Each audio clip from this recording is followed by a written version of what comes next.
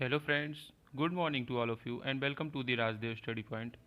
आज के सेशन में मैं आप लोगों के लिए पर्यावरण की मोस्ट इम्पोर्टेंट 30 क्वेश्चन को लेकर आया हूँ। ये कि सजीव जगत से जो टॉपिक है हमारा रीट में संविदा वर्ग 3 में। और तो उसमें जो सजीव जगत टॉपिक है, दूसरा इकाई नंबर 2 है, उसके जितने भी इम्पोर्टेंट क्वेश्चन हैं तो मैंने इसमें शामिल कर लिए। ठीक है, तो ये चैप्टर वाइज सीरीज़ हमारी चल रही है बहुत दिनों से। अगर आपने पुराने वीडियो नहीं देखे ना तो आप उनको भी जाकर ज़रूर देखें। ठीक है, तो शुरू करते हैं। और शुरू करने से पहले आप सभी से मैं कहना चाहूँगा कि अगर आज आप हमारे चैनल पर पहली बार आए हैं तो आप प्लीज़ चैनल को सब्सक्राइब कर लीजिए और बेल आइकन को भी ज़रूर दबा लीजिए। इससे क्या होगा, आपको हमारे आने वाले हर वीडियो का नोटिफिकेशन मिलता रहेगा। ठीक है, तो चलो शुरू करते हैं बिना किसी देरी के साथ में। हमारा आज का जो पहला प्रश्न है कि प्रकृति में ऑक्सीजन का प्रमुख स्रोत बताना है कि क्या है। जो प्रकृति में ऑक्सीजन का प्रमुख स्रोत क्या है? समुद्री जल, वर्षा का जल, पर्यावरण के हरे पौधे। बताना है कि ऑक्सीजन का प्रमुख स्रोत क्या है। तो इसका सही आंसर क्या हो जाएगा? Option number D. ठीक है, ये इसका प्रमुख स्रोत हो जाएगा, हरे पौधे। हरे पौधे हैं जो हमारे प्रकृति में ऑक्सीजन का प्रमुख स्रोत माने जाएंगे। ठीक है, ये इसका आंसर हो जाएगा। अगले प्रश्न को देखेंगे। हमारा जो अगला प्रश्न है, चमगादड़ स्तनधारी है क्यों? कि वह उड़ता है, रात्रिचर है, शाकाहारी है कि बच्चों को जन्म देता है। सही आंसर क्या हो जाएगा? इसका सही आंसर का चयन करना आप लोगों को। तो उड़ता है, ये तो सभी पक्षी उड़ते हैं, ऐसा तो कुछ है ही नहीं है। ठीक है, रात्रिचर है, शाकाहारी है कि बच्चे देता है। तो इसका सही आंसर क्या हो जाएगा? बच्चों को जन्म देता है। ठीक है, ऑप्शन नंबर डी, बच्चे को जन्म देता है, इसलिए क्या है? स्तनधारी पक्षी है। ठीक है, ये इसका सही आंसर हो जाएगा। आगे चलेंगे, अगले क्वेश्चन को देखेंगे। निम्नलिखित में से उसे चुनिए जो अपनी मादा की पहचान उसकी गंध से कई किलोमीटर दूरी से कर ही लेता है। बताना है ऐसा कौन सा है इनमें से जो चार ऑप्शन दिए हैं कि जो अपनी मादा की पहचान कई किलोमीटर दूर से कर ले। चींटी, मच्छर, रेशम का कीड़ा कि मधुमक्खी। क्या इसका सही आंसर क्या हो जाएगा? तो इसका सही आंसर हो जाएगा ऑप्शन नंबर सी। ठीक है, मधु रेशम का कीड़ा। ठीक है, रेशम का कीड़ा है जो अपनी मादा को कई किलोमीटर दूर से पहचान लेता है। ठीक है, ये इसका सही आंसर हो जाएगा। अगले क्वेश्चन को देखेंगे। हमारा जो आज का अगला क्वेश्चन है, प्रकाश संश्लेषण की क्रिया में हरे पौधों द्वारा बाहर निकलने वाली गैस। बताना है कि जब पौधे प्रकाश संश्लेषण की क्रिया करते हैं तो कौन सी गैस का निष्कासन करते हैं, कौन सी गैस निकालते हैं? CO2, ऑक्सीजन, नाइट्रोजन की उपरोक्त में से कोई नहीं। बताना है कि कौन सी गैस बाहर निकलती है। तो सही आंसर क्या हो जाएगा? ऑक्सीजन। ठीक है, ऑप्शन नंबर सी, ये इसका सही आंसर हो जाएगा। क्या निकालते हैं? ऑक्सीजन निकालते हैं। ठीक है, आगे चलेंगे, अगले क्वेश्चन। हमारा अगला क्वेश्चन है कि निम्न में से कौन सा कथन सही है? इसमें से सही कथन बताना है ये कि मनुष्य व पौधे दोनों के द्वारा ऑक्सीजन व कार्बन डाइऑक्साइड का निष्कासन किया जाता है। वो इसमें कहा जा रहा है कि मनुष्य और पौधे दोनों के द्वारा ऑक्सीजन व कार्बन डाइऑक्साइड का निष्कासन किया जाता है।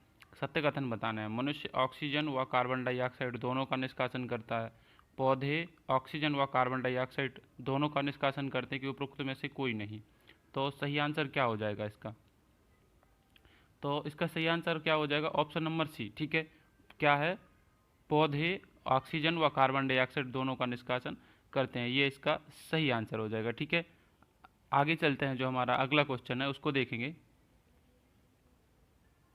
हमारा अगला क्वेश्चन है कि यदि हम पक्षियों का अवलोकन करते हैं तो हम पाते हैं कि अधिकांश पक्षी अपनी गर्दन अत्यधिक हिलाते हैं। इसका कारण यह है कि अगर मतलब हम देखें कि आप लोगों ने देखा होगा कि पक्षी क्या करते हैं, अपनी गर्दन को अत्यधिक हिलाते हैं, मतलब ज़्यादा हिलाते हैं। तो इसका कारण क्या है?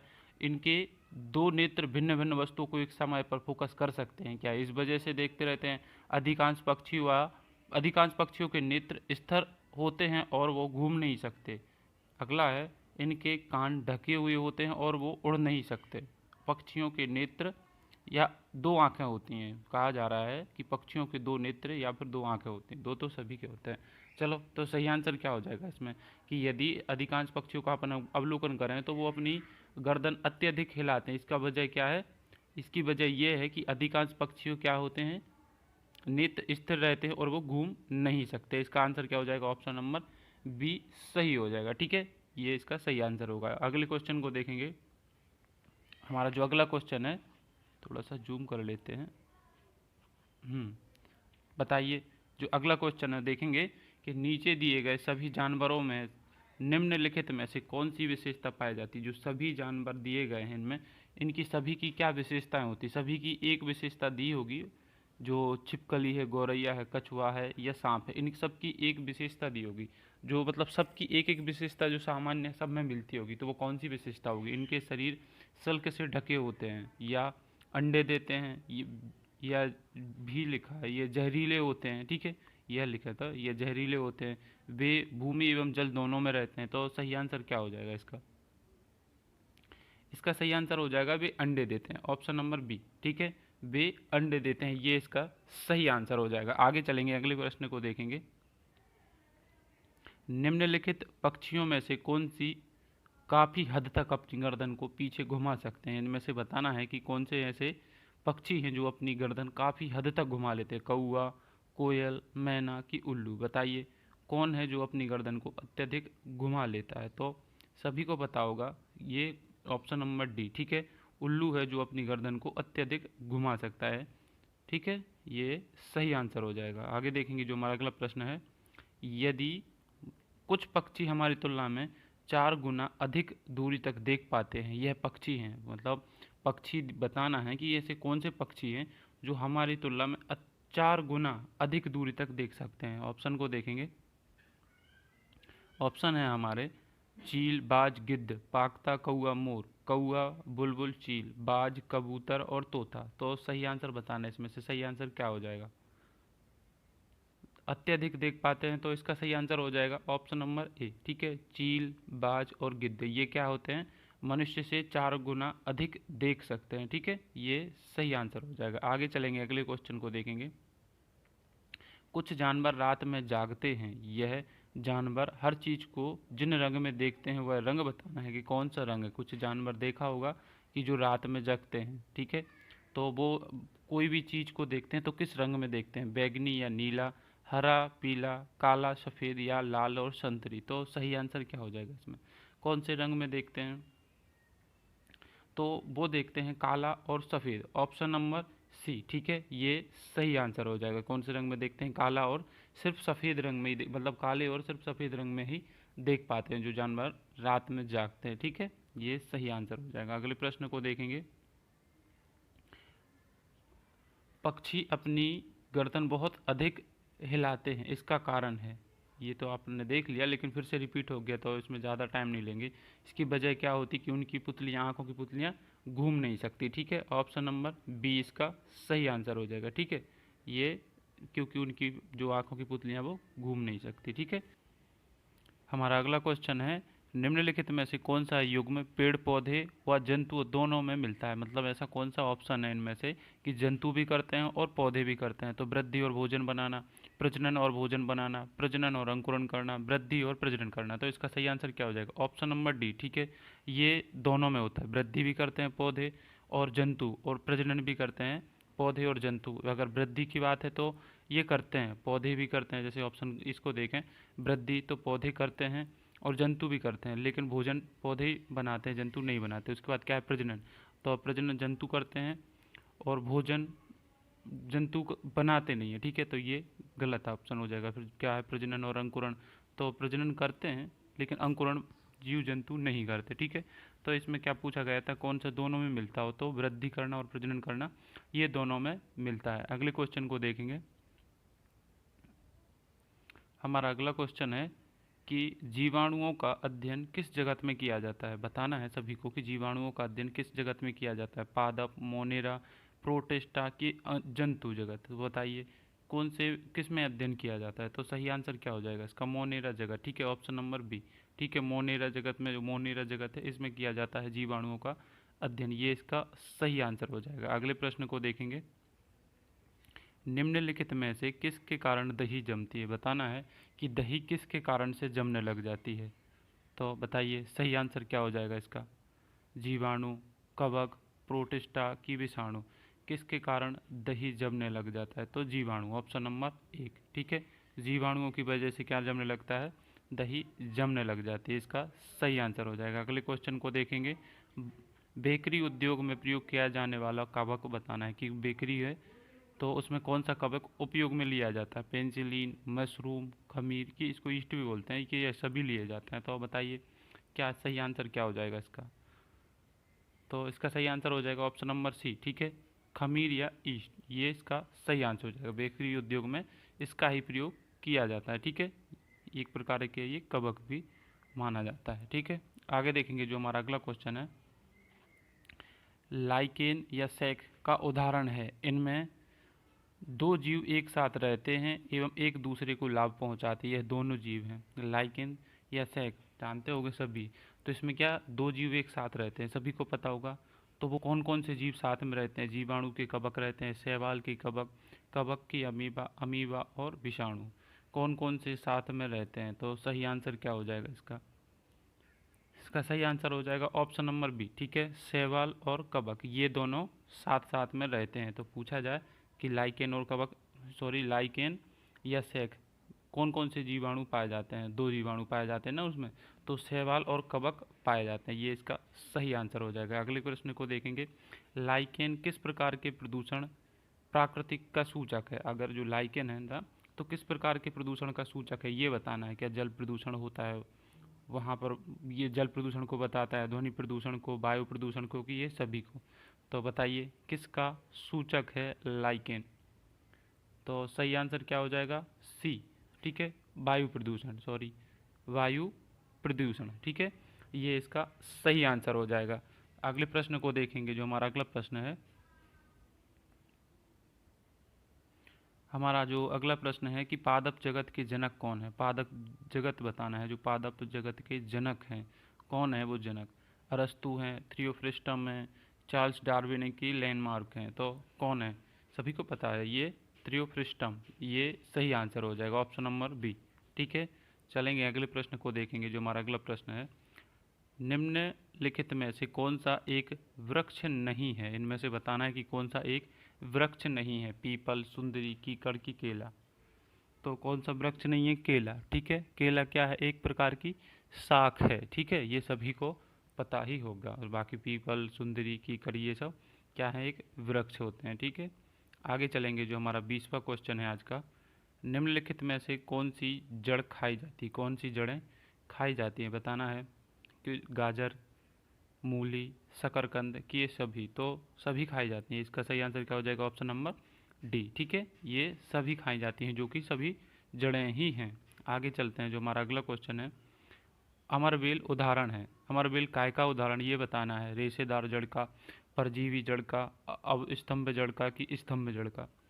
तो सही आंसर क्या हो जाएगा इसका। इसका सही आंसर हो जाएगा ऑप्शन नंबर बी, ठीक है, परजीवी जड़ का। जो अमरबेल है जो परजीवी जड़ का एक उदाहरण है, ठीक है। आगे चलेंगे जो हमारा अगला क्वेश्चन है, अगले को देखेंगे,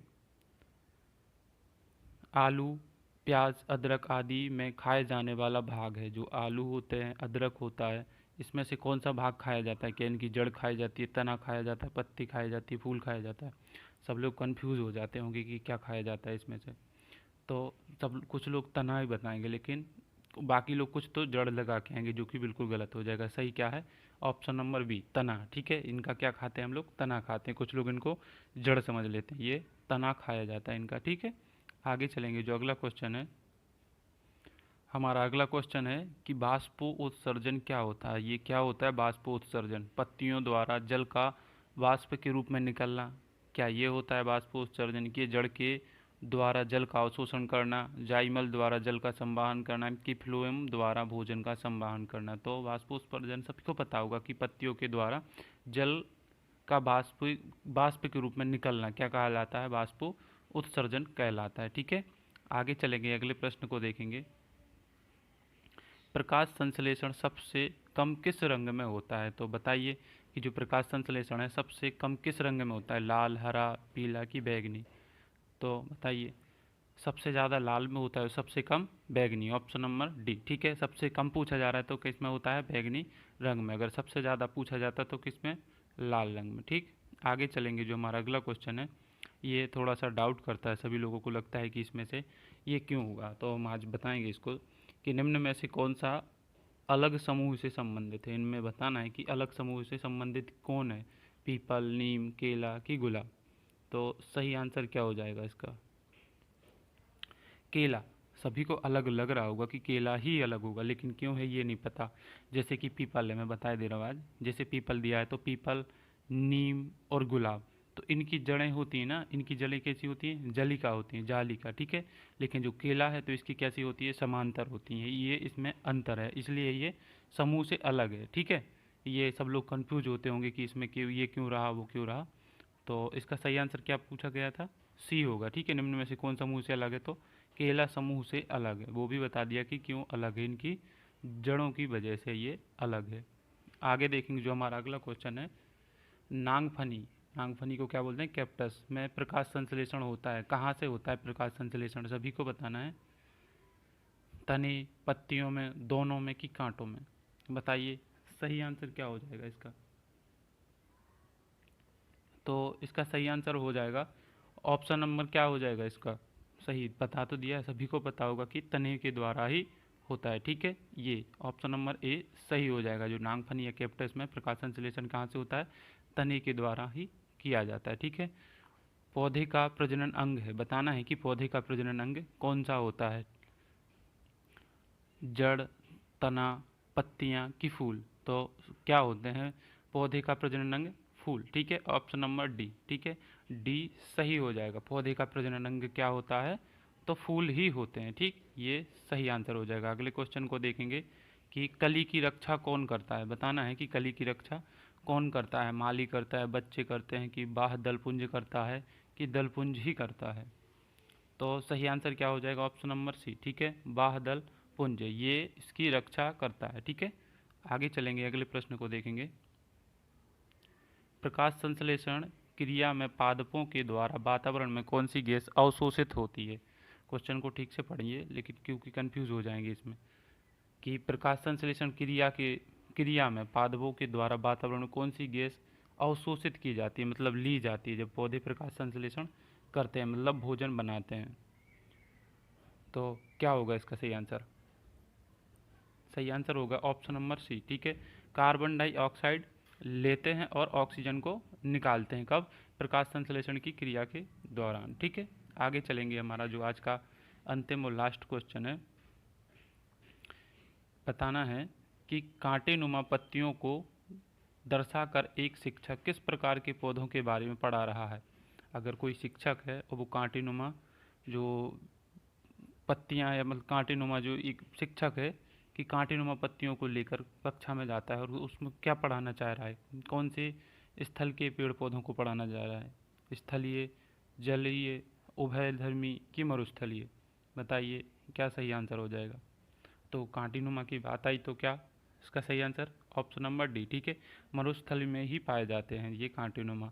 तो वो मरुस्थल के बारे में बताना चाहता है, इसलिए वो कैसे कांटे नुमा पत्तियों को दर्शाकर बता रहा है, ठीक है। तो ये आज 30 क्वेश्चन हो गए हमारे। तो आज के लिए बस इतना ही, मिलते हैं अगली वीडियो में। और तब तक अगर आपने हमारे चैनल को सब्सक्राइब नहीं किया तो प्लीज़ आप चैनल को सब्सक्राइब भी कर लीजिए और बेल आइकन को ज़रूर दबाएं, ठीक है। तो थैंक यू फॉर वॉचिंग।